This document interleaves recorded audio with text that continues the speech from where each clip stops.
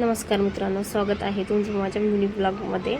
आज सकाळी कामाला जाताना मी ह्याच्या मूगडाळ भिजू घातलेली दुपारी, कारण येऊन मी ह्याचे चिले बनवून खाणार होते, पण दुपारी काम असल्यामुळे का येणंच झालं नाही, त्याच्यामुळे मी आता ही रात्री बनवते। मूगडाळ मी मिक्सरला वाटून घेतली आहे, त्याची पेस्ट बारीक अशी।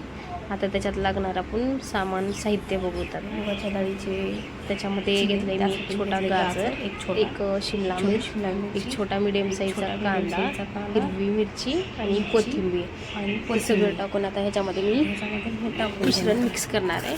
आता टाकणार आहे त्याच्यामध्ये मी चवीनुसार मीठ आणि लाल मिरची पावडर।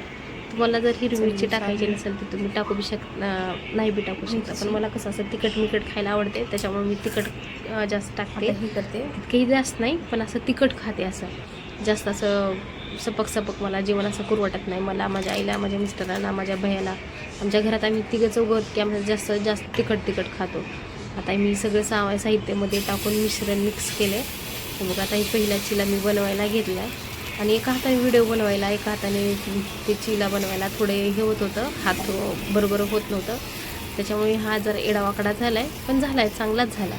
आता माझं हे जे चिला आहे ना, तर मी बनवला आहे। आता ह्याला मी 2-4 मिनटासाठी झाकून ठेवणार आहे, कारण झाकून ठेवल्यावर कसं ते वाफेमध्ये शेकते आणि खालून बी शेकते लाल, त्याच्यामुळे हे बघा मी झाकून ठेवलं आहे। आता बघा आपले 2-4 मिनटं झालेत, मी काढला आहे, बघा कसा झाला आपला चिला, भाजला, एकदम शेकला आहे खालून। आता मी पलटी करणार आहे, हे बघा पलटी करताना मोडत नाही ना, काही नाही, हे बघा। आता मी ह्याला पलटी करते, हे बघा आपला झाला चिला पलटी करून। ह्याला जास्त तेलाची बी गरज नाही, तेल बी जास्त नाही टाकायची गरज, काहीच नाही। आता दुसरा चिला बघा मी हा बनवला आहे, गोल झाला आहे, मोठा बी झाला पहिल्या चिल्यापेक्षा, आणि खमंग वासत होता। आता येताना दही आणलं आहे, दहीसोबत खाणार आहे, तुम्ही पण या खायला। आज शनिवार होता, आज अमावस्या होती, इंस्टावर व्हिडिओ ती बघत होते, जास्त हेच व्हिडिओ होते, म्हणून मी पण आज दिवे लावले चारी बाजूने। आता आपण भेटू नेक्स्ट व्हिडिओमध्ये, बाय।